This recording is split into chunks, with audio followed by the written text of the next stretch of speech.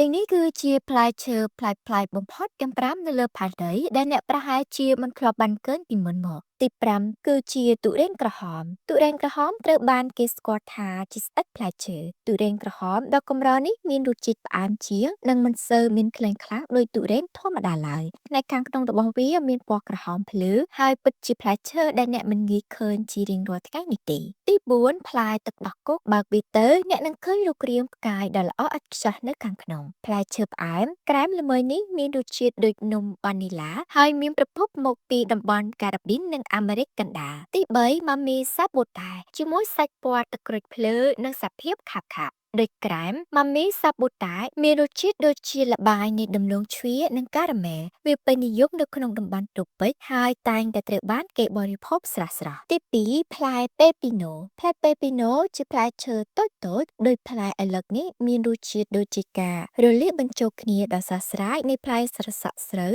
និងផ្លែត្រសក់ផ្លែពេពីណូភាគច្រើនដាំដុះនៅអាមេរិកខាងត្បូងហើយមានជាតិទឹកច្រើននិងផ្អែមល្មមទី1ផ្លែកាកគ្របដណ្ដប់ដោយបន្លាជាមួយនឹងសាច់ខាងក្នុងពណ៌ក្រហមឆ្អៅសម្បូរទៅដោយសារធាតុប្រឆាំងអុកស៊ីតកម្មផ្លែកាកគឺជាកំពូលអាហារត្រូពិចដ៏កម្រមួយមកពីប្រទេសវៀតណាមវាត្រូវបានគេប្រើប្រាស់នៅក្នុងម្ហូបប្រពៃណីនិងភេសជ្ជៈសុខភាពតើអ្នកចង់សាកល្បងផ្លែឈើមួយណាសូមបញ្ចេញមតិនៅខាងក្រោមជួបគ្នានៅវីដេអូក្រោយ